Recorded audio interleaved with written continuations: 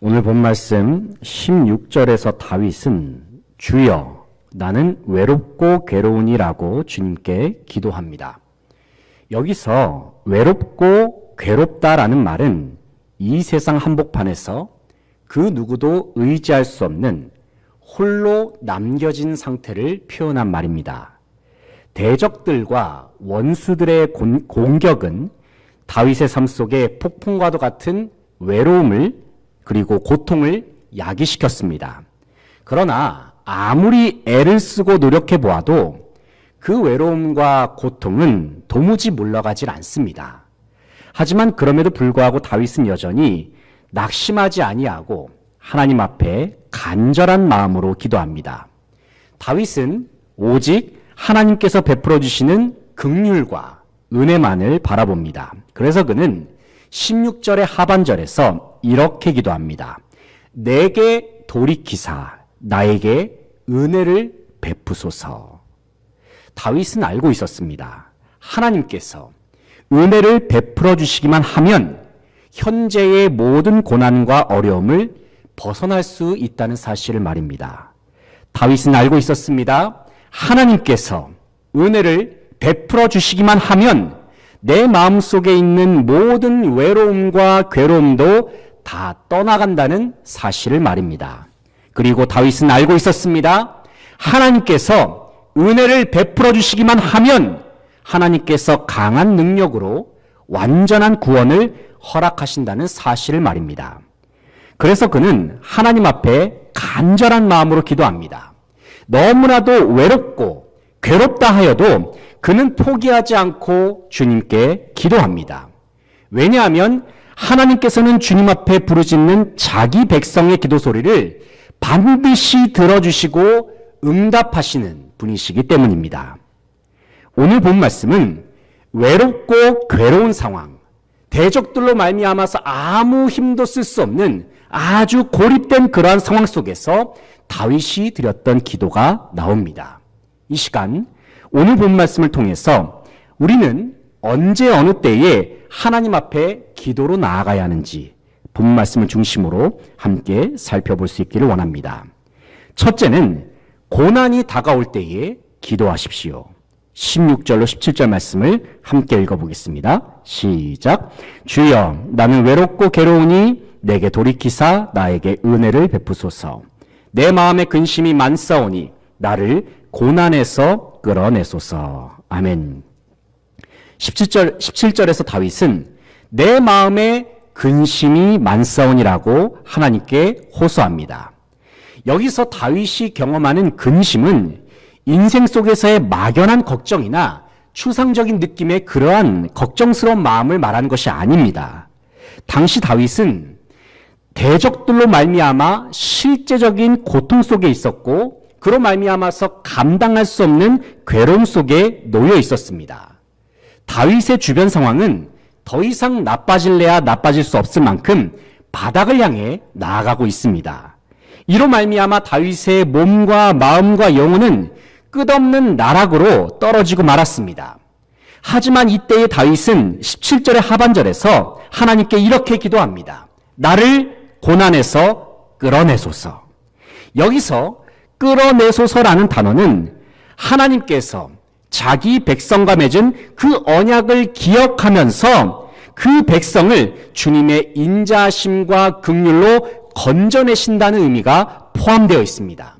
다시 말해서 다윗은 자신이 하나님의 백성임을 늘 기억하면서 하나님과 맺은 그 언약을 기억하면서 변함없는 믿음으로 주님의 구원을 갈망했다는 것입니다. 사랑하는 성도 여러분, 하나님께서는 그냥 막연하게 저와 여러분을 구원하시지 않습니다. 하나님께서는 바로 저와 여러분이 하나님과 맺었던 그 언약을 기억하시면서 우리가 하나님과 언약 속에 하나님의 자녀이고 우리가 하나님과 언약 속에 하나님의 백성이 되었기 때문에 주님은 그 언약을 기억하면서 저와 여러분을 구원하여 주십니다. 그래서 우리가 주님의 구원을 간절히 바라면서 주님께 기도할 때에는 하나님과 나 사이에 맺어진 언약을 기억하는 것이 매우 중요합니다. 특별히 하나님께서는 예수 그리스도의 십자가의 보혈로 저와 여러분과 새로운 언약을 맺으셨습니다. 우리는 십자가에 죽으시고 부활하신 예수 그리스도의 이름으로 하나님과 새 언약을 맺은 백성들입니다. 다시 말해서 예수님의 이름으로 우리는 하나님의 백성이 되었고 예수님의 이름으로 우리는 하나님의 자녀가 되었다는 것입니다.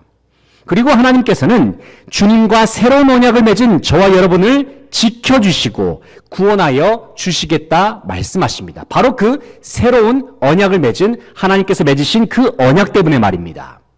사랑하는 성도 여러분, 주님과 맺은 언약을 기억하실 수 있기를 바랍니다.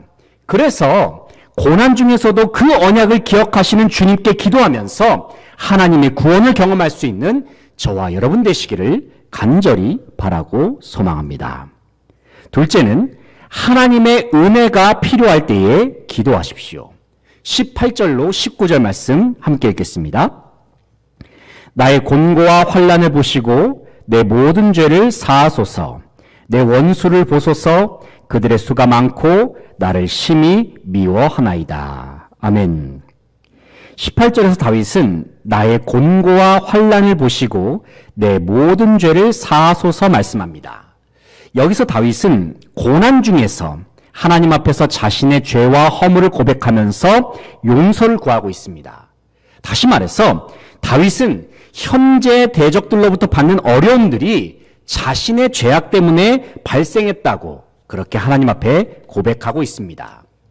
다윗은 스스로가 겪고 있는 고난의 원인이 외부에만 있다고 생각하지 않습니다. 그는 고난을 통해서 자기 자신을 돌아볼 줄 알았고 자신의 죄와 허물을 돌아볼 줄 아는 성숙한 신앙인이었습니다. 물론 다윗이 겪고 있는 모든 어려움들이 그가 지은 죄악에서 출발했다고 말할 수는 없습니다. 하지만 그럼에도 불구하고 다윗은 자신의 삶의 어려움 속에서도 하나님 앞에 전심으로 회개했습니다. 왜냐하면 죄는 하나님과 사람 사이를 가로막는 장벽이 된다는 사실을 그는 너무나도 잘 알고 있었기 때문입니다. 그래서 다윗은 하나님과 모든 막힌 것을 허물기 위해서 하나님 앞에 모든 죄악을 철저하게 회개합니다. 그 이유가 무엇입니까? 왜냐하면 다윗은 하나님을 온 마음을 다하여 사랑했기 때문입니다. 그리고 다윗은 고난 중에서도 하나님과 더 가까워지고 싶었고 하나님의 음성을 더욱 뚜렷하게 듣고 싶었으며 하나님의 손길을 더욱 깊이 느끼고 싶었기 때문에 다윗은 하나님과의 모든 관계의 회복을 위하여 간절한 마음으로 회개합니다. 특별히 다윗은 회개를 통해서 주어지는 하나님의 은혜를 생생하게 경험했던 사람이었습니다. 그래서 그는 시편 51편 17절에서 이러한 고백을 합니다. 하나님께서 구하시는 제사는 상한 심령이라. 하나님이여 상하고 통회하는 마음을 주께서 멸시하지 아니하시리이다. 여기서 상한 심령은 자신의 죄악으로 말미암아 하나님 앞에 전심으로 뉘우치며 마음을 찢는 자의 마음을 말합니다. 그런데 하나님께서는 그 상한 마음을 멸시하지 않으신다 말씀하십니다. 그리고 주님께서는 그 상한 심령을 어루만지셔서 친히 싸매시고 고쳐주신다고 약속하셨습니다. 시편 103편 1절로 3절 말씀을 보면 다윗이 자신의 죄악을 사하여 주신 하나님을 다음과 같이 찬양하고 있습니다. 내 영혼아 여호와를 송축하라. 내 속에 있는 것들아 다 그의 거룩한 이름을 송축하라. 내 영혼아 여호와를 송축하며 그의 모든 은택을 잊지 말지어다. 그가 내 모든 죄악을 사하시며 내 모든 병을 고치시며. 아멘.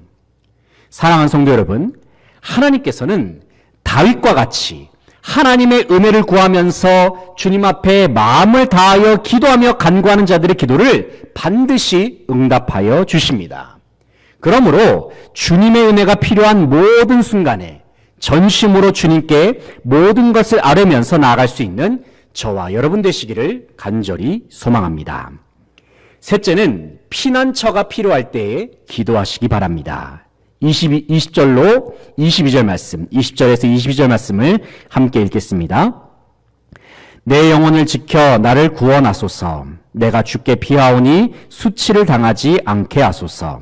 내가 주를 바라오니 성실과 정직으로 나를 보호하소서. 하나님이여 이스라엘을 그 모든 환난에서 속량하소서. 아멘. 20절 말씀을 보면 내가 주께 피하오니 수치를 당하지 않게 하소서 말씀합니다. 여기서 다윗은 내가 주께 피하오니 말씀하면서 하나님을 나의 피난처라고 고백합니다. 일반적으로 성경에서 언급되는 피난처는 위험이나 환난을 피할 수 있는 곳을 말하고 궂은 날씨를 피해서 숨을 수 있는 안전한 장소를 의미합니다. 피난처는 인생의 여러 가지 어려움으로부터 신체적으로 지켜주는 장소입니다.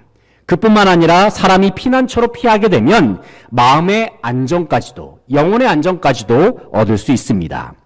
그런데 다윗은 보이지 않는 하나님을 가리켜서 나의 피난처라고 고백합니다. 물론 하나님은 든든한 요새나 견고한 성처럼 눈에 보이지는 않습니다. 하지만 그럼에도 불구하고 다윗은 하나님을 자신의 피난처로 여기고 있습니다. 왜냐하면 다윗에게는 하나님을 볼 수 있는 믿음의 눈이 열려 있었기 때문입니다. 21절을 보면 다윗은 내가 주를 바라오니 성실과 정직으로 나를 보호하소서 말씀합니다. 여기서 다윗은 내가 주를 바라오니라고 고백합니다. 내가 주를 바라오니, 주님을 기다린다는 것입니다. 다윗은 그 옛날 자신의 인생을 변함없이 의로운 길로 인도하셨던 주님을 기다린다고 호소합니다. 비록 자신의 육신의 눈에는 하나님이 보이지 않아도 다윗은 지난날의 삶 속에서 자신을 신실하게 지켜주시고 보호하여 주셨던 하나님을 믿음의 눈으로 바라보고 있습니다. 그리고 그는 믿음으로 확신합니다. 지난날에 역사하셨던 하나님은 지금도 나와 함께 하시고 앞으로도 주님의 신실하신 언약 가운데 내 삶을, 그리고 우리 이스라엘 백성들의 삶을 인도하실 것이다. 다윗은 믿음을 가지면서 마음으로 선포하고 있습니다. 이처럼 다윗이 외롭고 괴로운 모든 현실을 이겨내려고 믿음으로 마음을 먹을 수 있었던 그 이유가 무엇입니까? 왜냐하면 그는 정말로 하나님을 기다리면서 실제로 주님을 바라보면서 살았기 때문입니다. 사랑하는 성도 여러분, 피난처가 필요한 순간에 우리의 믿음의 눈을 들어서 피난처가 되시는 하나님을 똑똑히 바라볼 수 있기를 원합니다. 우리가 주님을 정말로 그냥 막연하게 바라보는 것이 아니라 정말로 바라보면서 살아갈 때에 살아계신 주님께서는 저와 여러분의 삶 속에 능력으로 역사하셔서 주님의 큰 구원을 이루어 주실 줄로 믿습니다. 이제 말씀을 정리합니다. 사랑하는 성도 여러분, 인생의 실제적인 어려움과 고통에 직면했을 때에 다윗은 하나님 앞에서 변함없는 기도로 나아가는 믿음의 모습을 보여주었습니다. 다윗의 기도는 막연한 기도가 아니었고 추상적인 기도도 아니었습니다. 그는 진실로 살아계신 하나님을 믿음의 눈으로 보면서 기도했고 하나님의 약속을 전적으로 신뢰하면서 기도했습니다. 그리고 그 기도를 통해 다윗은 결국에는 하나님의 도우심과 놀라운 구원을 경험할 수 있었습니다. 때때로 우리의 삶 속에 불청객과 같이 찾아오는 어려움과 고난 앞에서 다윗과 같이 굳센 믿음으로 기도하며 나아가는 저와 여러분 되시기를 간절히 소망합니다. 하나님의 은혜를 간절히 구하면서 기도하십시오. 그리고 피난처 되시는 주님을 믿음의 눈으로 바라보면서 기도하십시오. 우리가 믿음의 기도를 통하여 살아계신 하나님 앞으로 나아갈 때에 우리의 아버지 되시며 온 세상의 주님이 되시는 하나님께서는 저와 여러분의 삶 속에 전능하신 능력을 행하실 것이며 아름다운 주님의 계획을 신실하게 계속해서 이루어 나아가실 줄로 믿습니다. 오늘도 그렇게 하실 주님을 기대하면서 다 함께 믿음의 귀한 여정을 힘차게 걸어 나아갈 수 있는 저와 여러분 되시기를 간절히 소망합니다. 함께 기도하시겠습니다.